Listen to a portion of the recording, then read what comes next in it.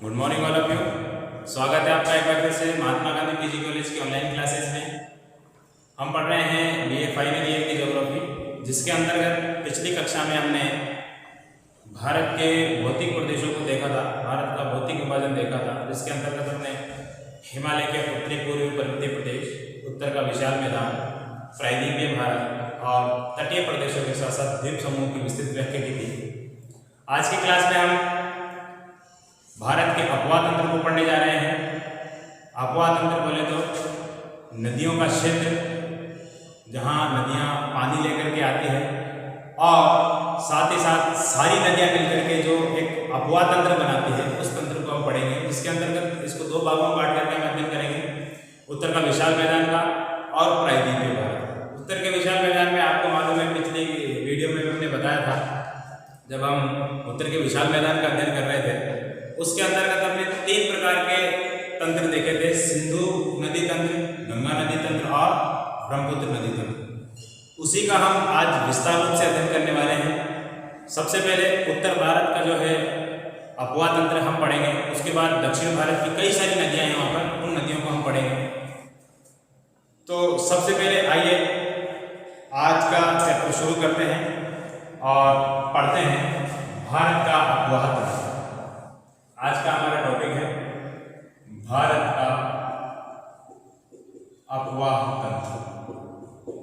ठीक है, भारत के अपवाह तंत्र के अंतर्गत हम उत्तर भारत के अपवाह तंत्र को पहले पढ़ेंगे, जिसके अंतर्गत पहली मुख्य और इम्पोर्टेंट नदी जो हमारी होगी वो होगी गंगा नदी। ठीक है, गंगा नदी तंत्र को हम समझेंगे। गंगा नदी तंत्र में क्या है, क्या नहीं है, कहाँ से इसका उद्गम होता है और कहाँ ये जाकर के खत्म होती है। गंगा नदी तंत्र, चलिए गंगा नदी तंत्र को हम देखेंगे। इससे पहले आप ये समझ लीजिए, गंगा नदी जो है भारत की पूर्ण रूप से भारत में बहने वाली सबसे लंबी नदी है, लेकिन इसके आखिरी हिस्सा जो है इसका वो बांग्लादेश में चला जाता है। इस तरीके से पूर्ण रूप से भारत में बहने वाली सबसे लंबी नदी नहीं है। पूर्ण रूप से भारत में बहने वाली सबसे लंबी नदी अगर आपसे प्रश्न पूछ लिया जाए तो गंगा नदी आप नहीं करेंगे। कौन सी नदी है? गोदावरी नदी। पूर्ण रूप से भारत में बहने वाली सबसे लंबी नदी। और वैसे भारत की सबसे लंबी नदी की बात की जाए तो उसमें ब्रह्मपुत्र का नाम भी आता है, सिंधु नदी का नाम भी आता है। गंगा नदी 2525 किलोमीटर, ये बात नहीं, दोनों होगा। सिंधु नदी की लंबाई लगभग 3000 किलोमीटर के आसपास है, 2880 की स्क्वायर में दे रखी है। और अगर ब्रह्मपुत्र की बात की जाए तो उसको 2900 किलोमीटर लंबाई है। भारत में लगभग 916-914 किलोमीटर इसकी लंबाई है। चलिए गंगा नदी की हम बात करते हैं। तो देखिए, गंगा नदी का उद्गम होता है शिवालिक की पहाड़ियों से, उत्तराखंड से। कहाँ से होता है, कैसे होता है, इसको आप समझ लीजिए। बहुत आसान तरीके से आपको हम समझाएंगे गंगा नदी का उद्गम कैसे होता है। उससे पहले आप ये ध्यान रखिए, 2 नदियां हैं। गंगा नदी बनने से पहले 2 नदियां होती है, एक नदी इधर से आती है और दूसरी नदी इधर से आती है। ठीक है, समझना है इसको, समझाने की दृष्टि से बता रहा हूं आपको। इधर से आने वाली नदी को कहते हैं अलकनंदा नदी। क्या नाम है इस नदी का? अलकनंदा। और इधर से आने वाली नदी को कहते हैं भागीरथी। गंगा नदी कहीं से भी उद्गम नहीं होता गंगा नदी का। गंगा नदी 2 नदियों के मिलन से बनती है। ठीक है, ध्यान रखना इसको। इसी तरीके से मेकांग नदी है, मेकांग नदी भी 2 नदियों के मिलने से बनती है, इसका भी आप ध्यान रखें। मेकांग नदी दक्षिण पूर्वी एशिया की इंपॉर्टेंट नदी है। भागीरथी नदी और अलकनंदा नदी, दोनों नदियां जब मिल जाती है एक स्थान पर आकर के, उस स्थान का नाम भी अभी आपको बताऊंगा मैं, तो गंगा नदी इसका नाम कहलाता है। देखिए, ये अलकनंदा नदी कहाँ से निकलती है? अलकनंदा नदी निकलती है, अलकनंदा निकलती है सातों पंथ की पहाड़ियों से, सातों पंथ। और ये सातों पंथ कहाँ है? ये है बद्रीनाथ। सातों पंथ कहाँ है? बद्रीनाथ। कितना ऊंचा है सर? 7800 मीटर ऊंचाई पर से ये निकलती है। क्या नाम है इसका? अलकनंदा। कहाँ से निकलती है? सातों पंथ बद्रीनाथ। कहाँ है ये? गढ़वाल। ध्यान रखना, अलकनंदा कहाँ से निकलेगी? सातों पंथ बद्रीनाथ से। और गढ़वाल वहां जगह का नाम है। 7800 मीटर की ऊंचाई से निकलती है। इसकी बात कर ले भागीरथी की, तो भागीरथी कहां से निकलती है? देखिए भागीरथी निकलती है गोमुख ग्लेशियर से। गोमुख ग्लेशियर से ये नदी निकलती है भागीरथी। तो दोनों नदियां यहां पर आकर के मिलती है। इस स्थान का नाम है देवप्रयाग। आपने प्रयागों के नाम सुने होंगे, 5 प्रयाग होते हैं। देवप्रयाग में आकर के मिलती है। देवप्रयाग कहाँ है गुरुजी? ये है हरिद्वार में। हरिद्वार कहाँ है? ये तो आपको पता ही होगा। चलिए साहब, अब एक प्रयाग तो हमने पढ़ लिया, बाकी 4 प्रयाग किधर है ढूंढते हैं हम। देखिए 4 प्रयाग को ढूंढने के लिए सबसे पहले यहां से एक नदी इसमें मिलती है। सबसे पहले ये कहाँ की बात हो रही है? पर्वतों की बात हो रही है। अभी तक नदी मैदान में नहीं आई है, ये पर्वतों पे है। पर्वतों पे छोटी छोटी नदियां इसमें मिल रही है। मैदान में तो हरिद्वार के बाद मैदान बनता है। अब ये नदी पर्वतों पे है। चलिए देखते हैं यहाँ पर ये नदी मिलेगी आकर के। कौन सी नदी है सर? ये है विष्णु गंगा। क्या नाम है इसका? विष्णु गंगा। कहाँ से निकलती है सर? ये निकलती है कामेत शिखर से। कहाँ से निकलती है?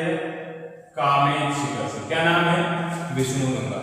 अच्छा साहब, इसके नीचे से एक और नदी आती है यहां से। इस नदी का क्या नाम है? धौली गंगा। क्या नाम है इसका? धौली गंगा। ये कहां से निकलती है साहब? ये निकलती है जास्कर श्रेणी से। ये निकलती है जास्कर श्रेणी से। दोनों नदी कहां पर आके मिलेगी गुरुजी? ये मिलेगी विष्णु प्रयाग में। कहां मिलेगी ये? विष्णु प्रयाग। बात समझ में आ गई है? विष्णु गंगा कामेत शिखर से निकल रही है, धौली गंगा जास्कर शिखर से निकल रही है। कहां मिल रही है? विष्णु प्रयाग में आकर। चलिए साहब, इसके बाद एक नदी और है जो आती है, जिस नदी का नाम है पिंडर गंगा। क्या नाम है साहब? पिंडर गंगा। पिंडर गंगा नदी कहां से निकलती है? पिंडारी श्रेणी से निकलती है।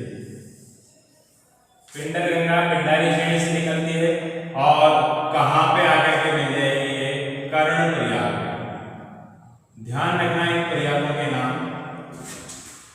कर्ण प्रयाग में पिंडर गंगा मिलेगी। कहां से निकलेगी? पिंडारी श्रेणी से। एक और नदी है साहब, कौन सी नदी है गुरुजी? येलो साहब। ये नदी का नाम है नंदाकिनी। क्या नाम है इसका? नंदाकिनी नदी। ये कहां से आ रही है मुझे? ये आ रही है शिवालिक श्रेणी से। नंदाकिनी नदी है, कहां पे मिलेगी ये सर? ये मिलेगी नंद प्रयाग। बात समझ में आ रही होगी? विष्णु प्रयाग, कर्ण प्रयाग, नंद प्रयाग, 3 हो गए। चौथा प्रयाग कहां है गुरुजी? चलिए चौथा प्रयाग भी लेकर आते हैं। देखिए ये तीनों नदी अलकनंदा नदी में बाएं किनारे से मिलेगी। किधर से? ये नदी इधर से बह रही है, तो बायां हाथ ये है, तो बाएं किनारे से ये नदी मिल रही है। दाएं किनारे से एक नदी मिलती है इसमें, उस नदी का नाम है मंदाकिनी नदी। क्या नाम है? मंदाकिनी नदी। और ये नदी कहाँ मिलेगी? ये नदी मिलेगी रुद्रप्रयाग। कहाँ मिलेगी? रुद्रप्रयाग। बात आपके समझ में आ गई होगी। 5 प्रयाग हो गए हैं ये, 1 2 3 4 और ये 5। दोबारा देखिए, सातों पंथ बद्रीनाथ 7800 मीटर की ऊंचाई से कौन सी नदी निकल रही है? अलकनंदा नदी। कौन सी नदी निकल रही है? अलकनंदा। इसको गहरा कर दीजिए आप, क्योंकि मुख्य नदी है। ये लीजिए साहब, हमने गहरा भी कर दिया इसको। कौन सी नदी निकली? अलकनंदा। सबसे पहले इसमें विष्णु गंगा, धौली गंगा निकली। विष्णु गंगा कामेत शिखर से, धौली गंगा जास्कर से। कहाँ मिली? ये मिली है विष्णु प्रयाग। फिर इसके बाद पिंडारी गंगा। पिंडारी गंगा पिंडारी हिमनद से निकलती है और कहाँ मिलती है? कर्ण प्रयाग। फिर इसके बाद मंदाकिनी नदी निकलती है और मंदाकिनी कहाँ मिल जाती है? नंद प्रयाग। फिर इसके बाद मंदाकिनी किधर से मिलती है? दाएं सिरे से। मंदाकिनी मिलती है इसमें रुद्रप्रयाग। फिर उसके बाद सबसे इंपॉर्टेंट जो नदी है भागीरथी नदी, जो छोटी नदी है। भागीरथी नदी कहां से निकलेगी? गोमुख ग्लेशियर से, गंगोत्री से, वहां से निकली और कहां पर आकर के मिली? देवप्रयाग। अब इस नदी को गंगा नदी नाम दिया गया। ठीक है, अब से शुरू होती है गंगा। ठीक है, अब तक तो दूसरी गंगा नदी। इसको आप याद करने के लिए ऐसे भी लिख सकते हैं, विष्णु प्रयाग, पांचों प्रयागों के नाम लिखेंगे हम, कर्ण प्रयाग, नंद प्रयाग, रुद्र प्रयाग, देव प्रयाग। कहां कहां मिलती है इसको भी लिख लीजिए आप, विष्णु गंगा या धौली गंगा, कर्ण प्रयाग में पिंडर गंगा, नंद प्रयाग में नंदाकिनी, रुद्र प्रयाग में मंदाकिनी और देव प्रयाग में भागीरथी। किससे मिल रही है सब? ये सब मिल रही है अलग नंदा से। दिख तो रहा है, नहीं दिख रहा कोई बात नहीं, करते हो अलग नंदा से, ठीक है। तो इस तरीके से आप इसका स्क्रीनशॉट ले लीजिए, लिख लीजिए, छाप लीजिए, देख लीजिए अच्छी तरीके से। अब इसके बाद हम इसको भारत में बांटेंगे। अभी तक ये नदी कहाँ पे बह रही है? उत्तराखंड में। कहाँ बह रही है? केवल उत्तराखंड में पहाड़ों पर बह रही है, ठीक है, पहाड़ी ढालों पर बह रही है। अब ये नदी मैदान में बांटेंगे हम इसको। चलिए बिठा देते हैं इसको।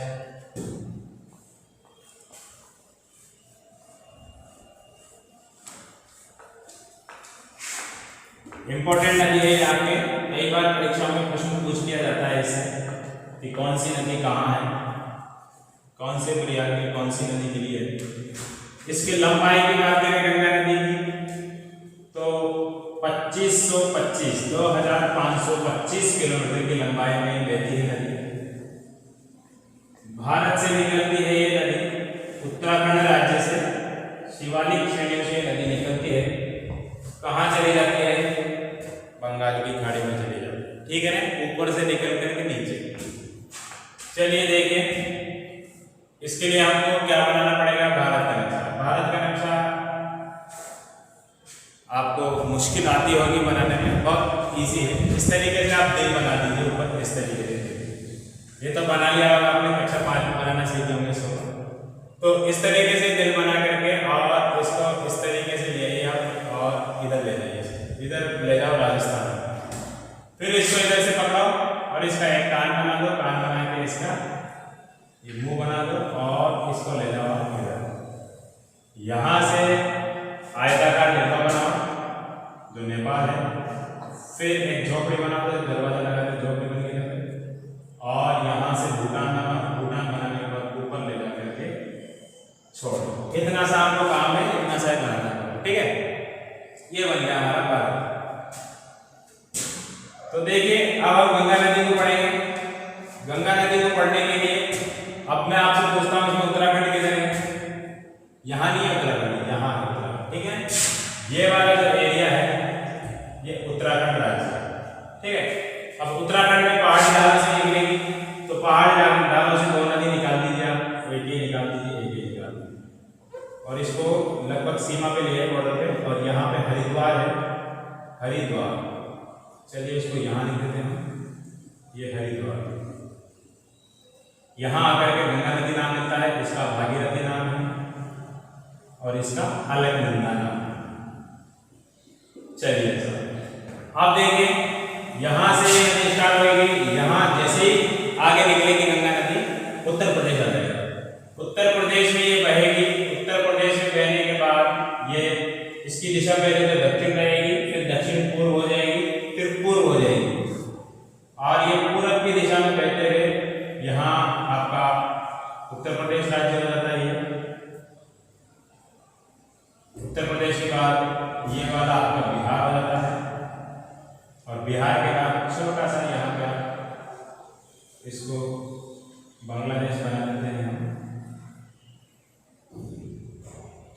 चलिए ये बांग्लादेश हमने बना दिया है। फिर ये आपका पश्चिम बंगाल आता है। पश्चिम बंगाल में बहने के बाद ये नदी किधर चली जाती है? बांग्लादेश।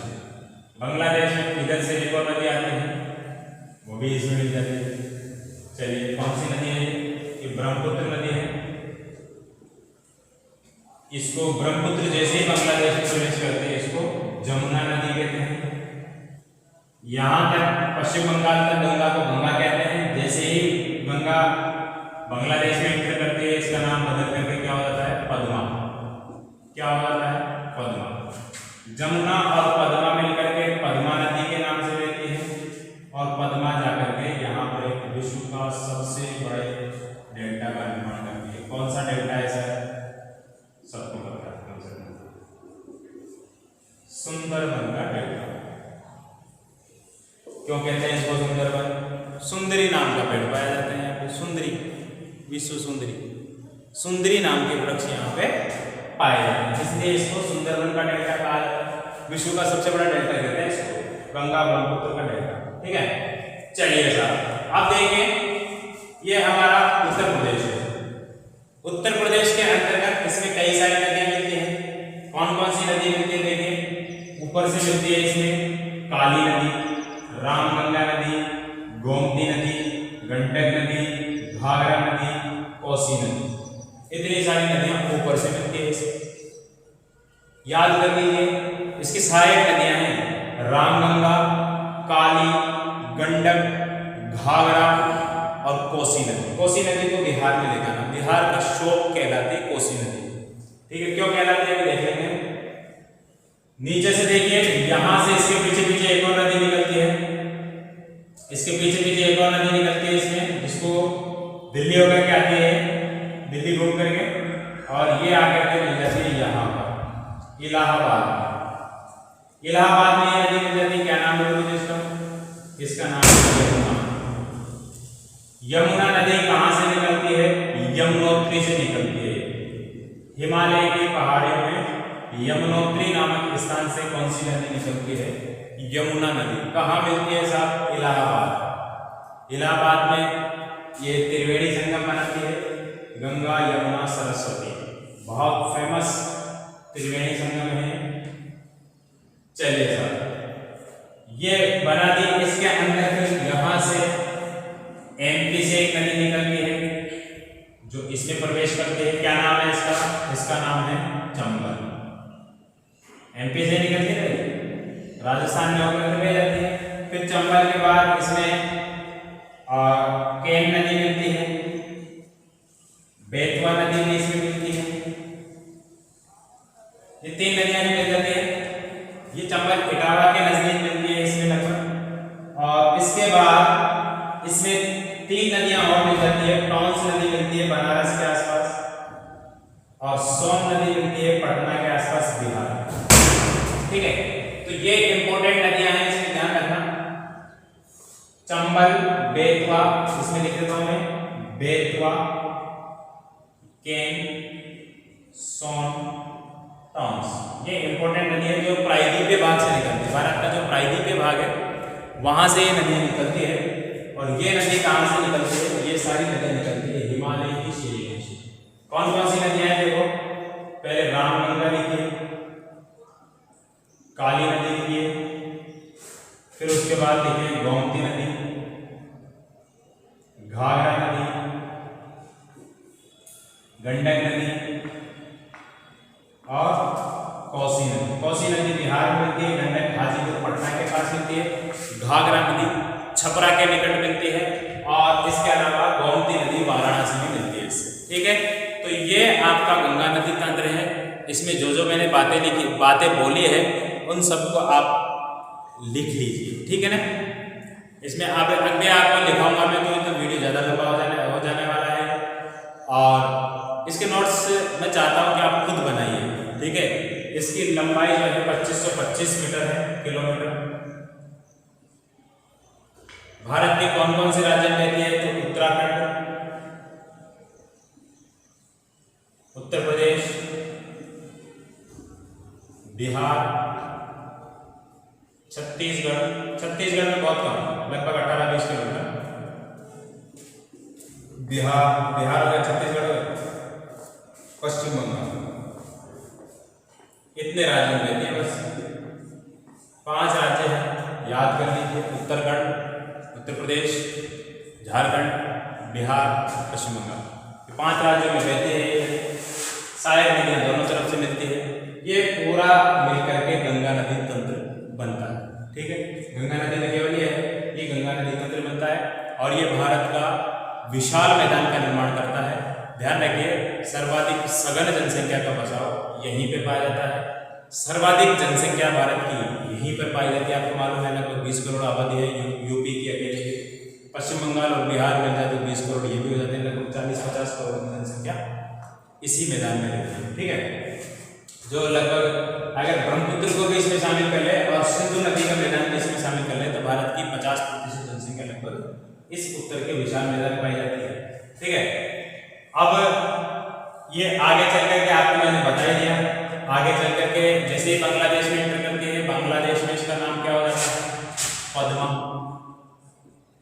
पद्मा नदी इसका नाम हो जाता है। पद्मा नदी फिर किसमें मिलती है? जमुना में। जमुना किसको कहते हैं? ब्रह्मपुत्र को। दोनों मिलकर के किस नाम से मिलती है? पद्मा नाम से। फिर पद्मा में कौन सी मिल जाती है? मेघना। दोनों मिलकर के किस नाम से मिलती है? मेघना। फिर ये मेघना नदी मिलकर के विश्व का सबसे बड़ा डेल्टा का निर्माण करती है, जिसको सुंदरबन का डेल्टा कहते हैं। ये बहुत ही ज्यादा वनस्पति वाला क्षेत्र है, सघन वनस्पति वाला क्षेत्र। बहुत ज्यादा मात्रा में यहाँ पे जो है डेल्टा कीचड़ वगैरह पाया जाता है और यहाँ पे एक अभ्यारण्य भी है।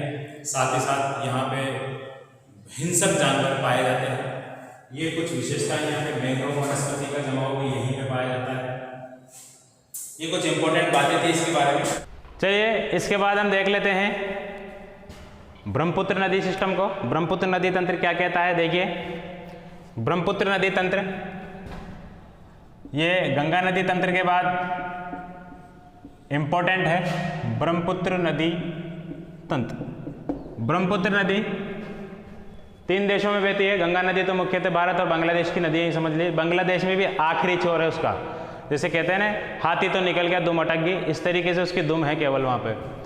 अब हम बात करते हैं ब्रह्मपुत्र नदी की। ब्रह्मपुत्र नदी सर्वाधिक कहाँ है? इसकी लंबाई तिब्बत में है, फिर भारत में है, फिर बांग्लादेश में। ठीक है, 3 देशों की मुख्य नदी है।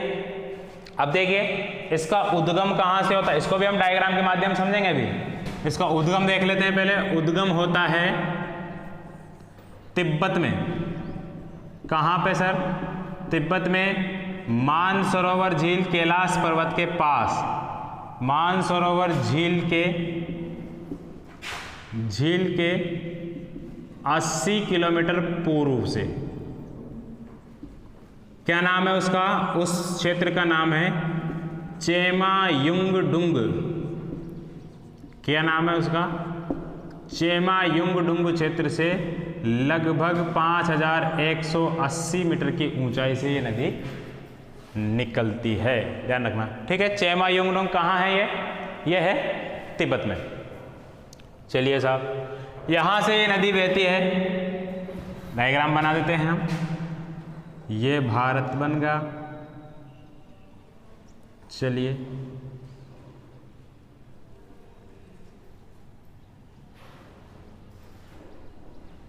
जितने की जरूरत है हम उतना ही बना देते हैं बस।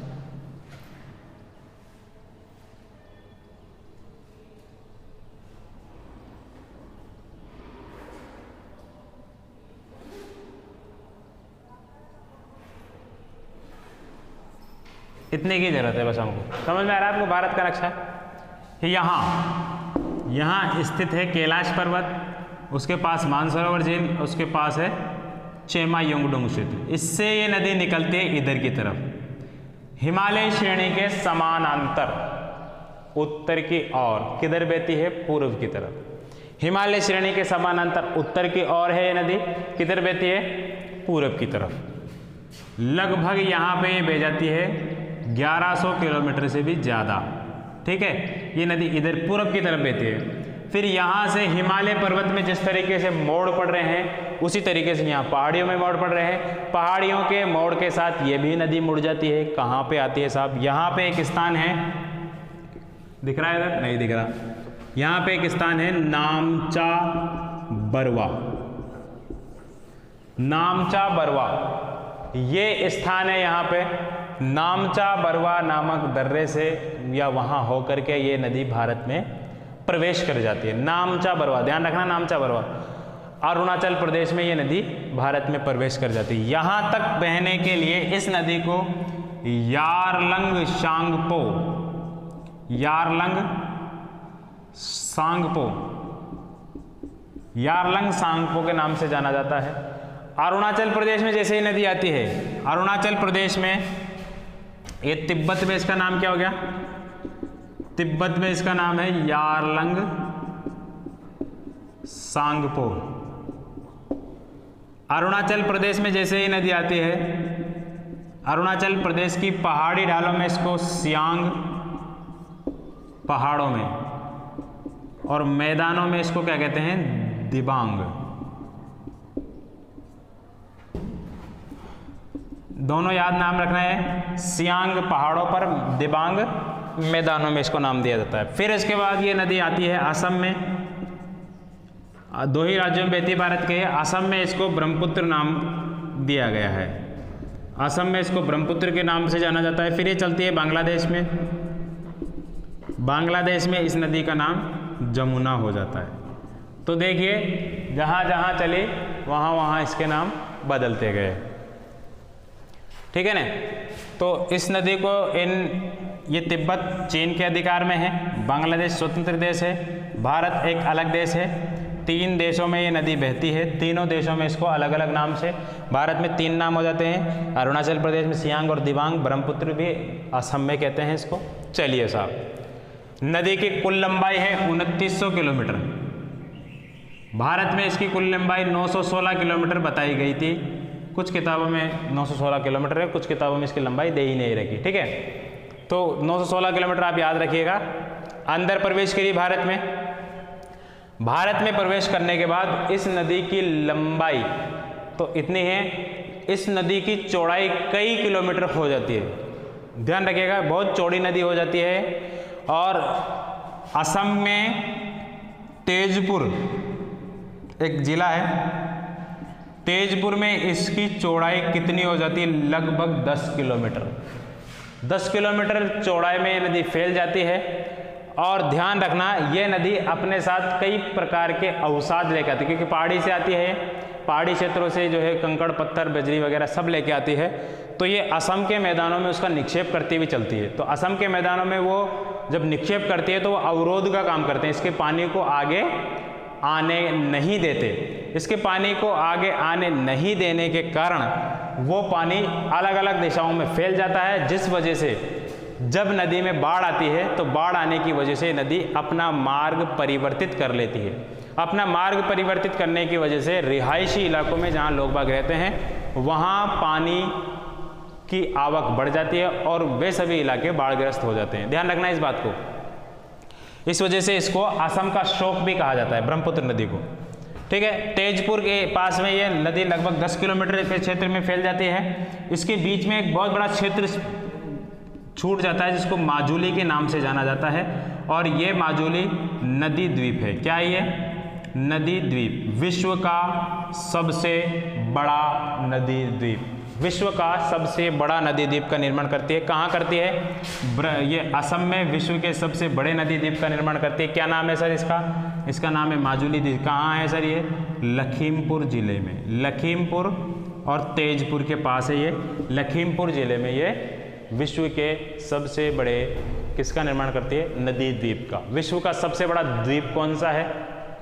विश्व का सबसे बड़ा द्वीप कौन सा है? विश्व का सबसे बड़ा द्वीप है ग्रीनलैंड, ठीक है। विश्व का सबसे बड़ा महाद्वीप कौन सा है? विश्व का सबसे बड़ा महाद्वीप एशिया है। तो विश्व का सबसे बड़ा नदी द्वीप कौन सा है? विश्व का सबसे बड़ा नदी द्वीप माजुली द्वीप। कहाँ है? एशिया में। एशिया में कहाँ है? भारत में। भारत में कहाँ है? असम में। असम में कहाँ है? लखीमपुर जिले में, ठीक है। लखीमपुर जिले में भी कहाँ है? ब्रह्मपुत्र नदी में, ठीक है। तो इतनी बातें आपको याद रह जाएगी। यारलंग सांगपो के नाम से इधर बहेगी। इसमें 2 नदियाँ यहाँ से मिलती है, जो है आपका अरुणाचल प्रदेश है, इसमें पहाड़ी ढालों पर 2 नदियाँ मिलेगी। एक तो यहाँ पे मिलेगी दिबांग नदी और एक मिलेगी लोहित नदी। ये दोनों नदी इसमें इधर की तरफ से मिलती है। ऊपर से इसमें 2 इंपॉर्टेंट नदियाँ देखिए, ये नदी यहाँ गई, ये यहाँ गई। ऊपर से इसमें 2 नदियाँ मिलेगी, ध्यान रखना। एक तो मिलेगी मानस नदी, एक मिलेगी सुबनश्री नदी, सुबनश्री, स्वर्णश्री भी कहते हैं इसको। और एक सिक्किम में होते हुए एक नदी, सिक्किम पश्चिम बंगाल भारत के 2 राज्यों में बहती है। इस नदी का नाम है तिस्ता नदी। ये 3 नदियाँ ऊपर से बहेगी इसमें। तीनों नदियों को आप याद रखिएगा। ये जो है भारत की एक इम्पोर्टेंट नदी है। इस नदी का नाम क्या है? इस नदी का नाम है ब्रह्मपुत्र नदी। ठीक है, तो आज इतना ही। कल हम सिंधु नदी तंत्र को पढ़ेंगे और साथ ही दक्षिण भारत की नदियों को भी समझने की कोशिश करेंगे। आप इसके नोट्स खुद बना लीजिए ताकि आप अपनी भाषा में अच्छी तरीके से लिख सकें। जितना मैंने बताया है उतना लिखें, और इसके अलावा अन्य जानकारी आपको किसी स्रोत के माध्यम से पता चलती है तो वो भी अपने आप नोट्सों में लिखें। ठीक है, धन्यवाद। अगली क्लास में मिलेंगे कल।